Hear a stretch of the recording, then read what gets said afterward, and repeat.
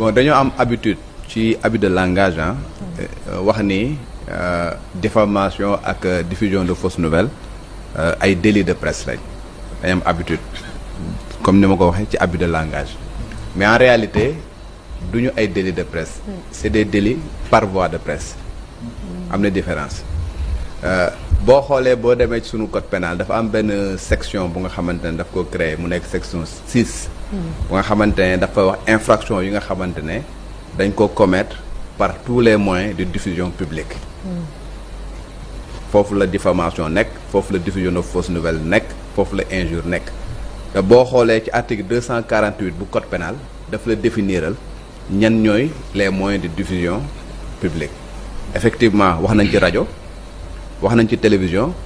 wax nañ ci presse muy presse écrite ak presse en ligne mais yemul foofu cinéma ci la bokk affichage ci la bokk exposition ci la bokk distribution de flyers ak ay tracts et consorts ci la bokk discours ci la bokk chant ci la bokk way sax ci la bokk voilà donc du question ni diffamation ak ça concerne uniquement les journalistes déedéet képp ku nga xamante ne yaa ngi wax ci pénc bi su fekkee ni wax nga lu nga xamante ne da nga porter atteinte à l'honneur et à la considération d'une personne mën nañ la topp ci diffamation te boo ko xoolee ci taarix ci fii Sénégal da ngay gis ni du journaliste yi rek la ñuy topp pour diffamation tey jii l'actuel premier ministre condamné woon nañ ko dans l'affaire Mame Mbaye Niang diffamation lañ ko condamné woon du journaliste diffusion de fausses nouvelles jàpp nañu fi ñu bëri ñu nga xamante ne l'ancien premier ministre bañ ko doon topp également muy Hadjibou Soumaré ci infraction yooyu lañ ko toppoon Boubacar Sèye bu Horizon Sans Frontières bañ ko jàppoon ci infraction yi lañ ko jàppe woon donc bëri na ay nit ñu nga xamante ne ñu ngi Sénégal ñu jàpp leen ci ay infraction yu nga xamante ne mi ngi nekk ci section yooyu te nekkuñu ay journalistes liggéeyuñu ci presse parce que tout simplement dañu am wax yu nga xamante dañ ko jëmale ko ci nit wala wax yu nga xamante ne jàpp nañ dafa porter atteinte à l'honneur et la considération d'une personne ñu jàpp leen tey jii Bah Diakhaté bi gis ngeen ne jàpp nañ ko ci benn affaire mais gis nga ne yeneen plainte yu nga xamante ne voilà plainte nañ ko pour diffamation ki nga xamante moo nekk sàmm jikko yi déjà entendre nañ ko ba Bah Diakhaté fi mu toll nii soo tey jii rek ñu déféré waat ko ci affaire boobu juste pour dire que du ay délits de presse ce sont des délits par voie de presse et par conséquent nag dafa nekk lu nga xamante ne mën na daal ci journaliste bi mën na daal ci keneen képp daal ku nga xamante ne yaa ngi wax ci penc mi nekk lu nga xamante ay infractions nga xamante ne mën na daal sa kaw maintenant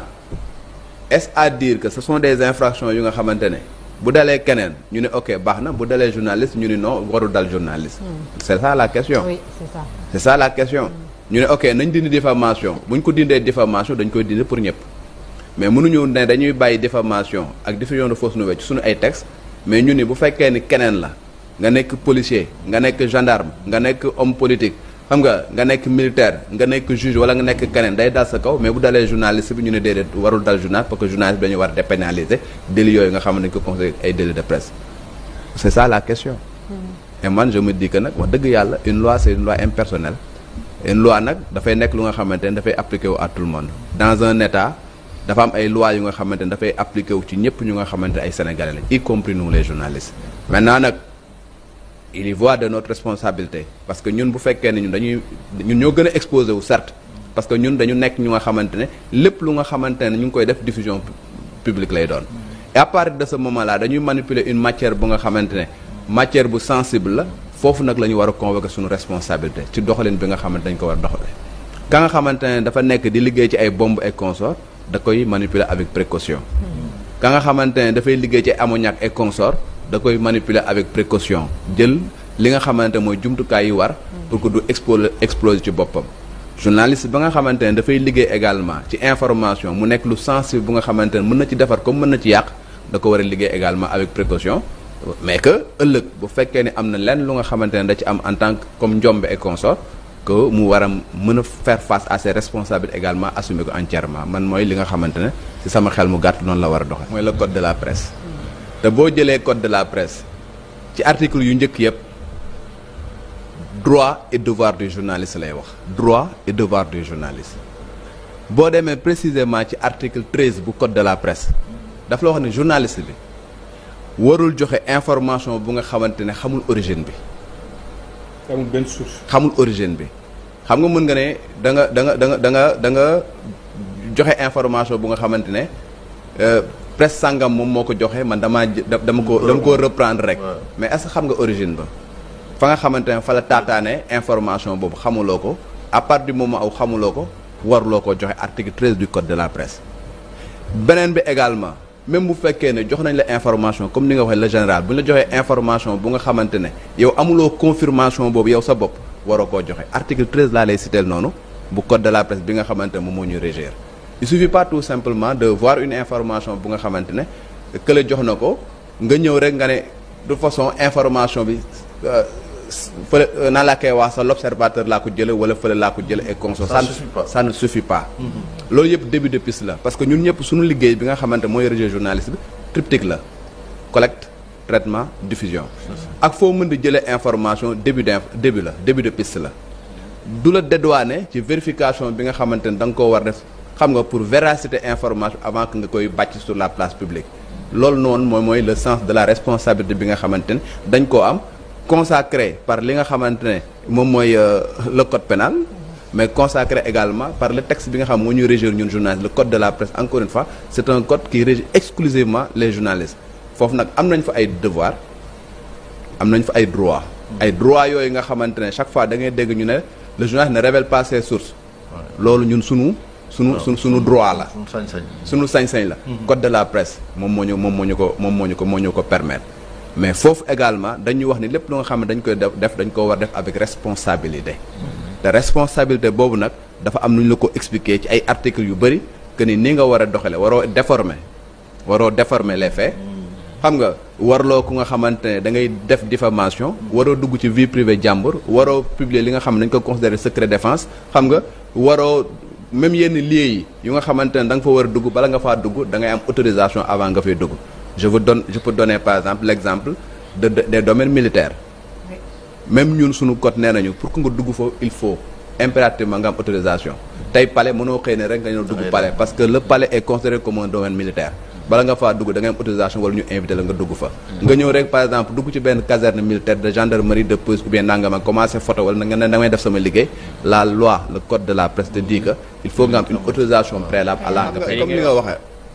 bañ fi jàppee Pape Alé Niang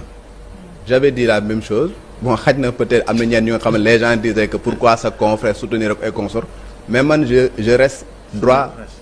sur le principe man Pape Alé Niang ba ñuy def marche man marché naa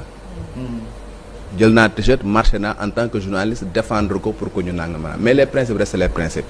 ñun ñëpp nous sommes des journalistes nous poursuivons une mission de service public nekk luñ fi ma Samba nekk luñ fi ma Demba même ñun journaliste en tant que responsable bu fekkee ne dañoo jàdd koñ ok nañu wax ne nit ñi jàdd nga koñ mais boo koy défendre nga défendre ko man sama mbokk tey bu amee tolof justice dama koy jàppale ça veut pas dire que damay épouser la nga xamante ne daf koo def am naa ay mbokk yu nga xamante ne def nañ ay naka su ñu jël leen yóbbu leen rëbës dama leen doon yóbbul añ rëbës xam nga dama doon def le tout pour jàppale leen loolu mooy sama warugar en tant que nit ak nit mais ça veut pas dire que ni la nga xamante ne dañ koo def dama koo excuser et ba ñu génnee également bu mu leen war a yedd naa leen yedd ne leen lii bu leen ko defetee de la même manière nous journalistes également il va falloir que ñu xam lan lañ bëgg man dans ma propre famille j'ai un petit frère qui est militaire j'ai un petit frère qui est sapeur-pompier j'ai un petit frère qui est menuisier est-ce que dama leen a gën ba bu ñu defee ñaawteef ñoom ñu mun leen teg yoon man bu fekkee ni def naa lu nga xamante ne naka sadul noonu ñu ne non man dara du fekk ci man non man pour man liggéey boo gis dafa am responsabilité bu nga xamante ne dañ koo war a am te responsabilité boobu nag bu fekkee ni yow assumer sa responsabilité nga poser un acte quel que soit acte bu nga xamante da nga war a da nga koy poser il faut être prêt à assumer les responsabilités bu nekkee lu baax nga am responsabilité nga am une sanction positive bu nekkee lu bon également nga am une sanction négative. Est-ce que Daouda da nga jàpp ni sunu confrères yi dañu prêter le flanc. je trouve nañ ma baal ca la may wax parce que encore une fois bugguma woon dugg ci ay détails. mais bu fekkee rek dañuy wax objectivement su fekkee ne yow xam nga ne la constitution te dit que le président de la République nomme à tous les postes civils et militaires yow ñu nommer un général de l'armée ngay ñëw ngay imputer la responsabilité de cette nomination là à un premier ministre, ça pose problème parce que le premier ministre n'a aucun pouvoir pour affecter un général à New Delhi wala nangam ak nangam. C'est de la responsabilité du président de la République. Même à supposer que tey jii le président de la République, en vertu de l'article 50 de la Constitution, mën na déléguer une partie de ses pouvoirs au premier ministre, am na ay pouvoirs yu nga xamante ne mënu koo déléguer le premier ministre. te parmi ces pouvoirs là mooy le pouvoir de grâce, le fait que moom mooy le chef suprême des armées mënu ko déléguer.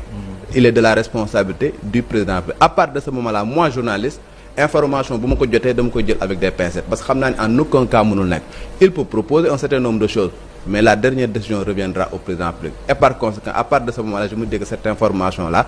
n'est pas une information qui est vraie. Et recul boobu nag, moi je me dis que nous tous, nous sommes journalistes, nous avons cette obligation là, xam nga. bu ñu amee benn information surtout bu fekkee une information sensible dafa war a éveiller sunu sens ba ñu war ko saytuwaat ko avant ñu koy teg sur la place publique. D'accorduma ci ñenn ñi le CORED li nga xamante ne moom mooy ay pouvoir bu nga xamante ne boo jëlee les statuts du CORED moom moo ci nekk boo jëlee même le code de la presse am na article yu nga xamante ne moom moo jox CORED un certain nombre de pouvoirs. Mais xam nga pouvoir yéen la ko jox veiller à l'éthique et à la déontologie. Le CORED n'a pas un pouvoir bu nga xamante ne dafay gérer ay infractions. L'infraction c'est du domaine du procureur de la République. amul pouvoir coercitif. amul un pouvoir coercitif. yow Mortala wax nga lu nga xamante ne jàpp nañ ni respectewul éthique et la déontologie. Le CORED s'autosaisit traduire le devant son tribunal des pairs. bu la suspendre ñun je suis le président de la commission de la carte nationale de presse. Le CORED dit que Mortala Gaye n'a pas respecté la déontologie dañ koy suspendre pour 3 mois. adressé nga ma retirer sa carte nationale de presse pour 3 mois loolu mooy ay pouvoiru CORED. Maintenant su fekkee ne da ngaa def ñaawteef def nga diffamation def nga diffusion de fausse nouvelle le CORED amul kaso le CORED amul tribunal le CORED n'a pas le pouvoir de te traduire devant son conseil dafa mel ni comme tey un avocat qui commet une infraction.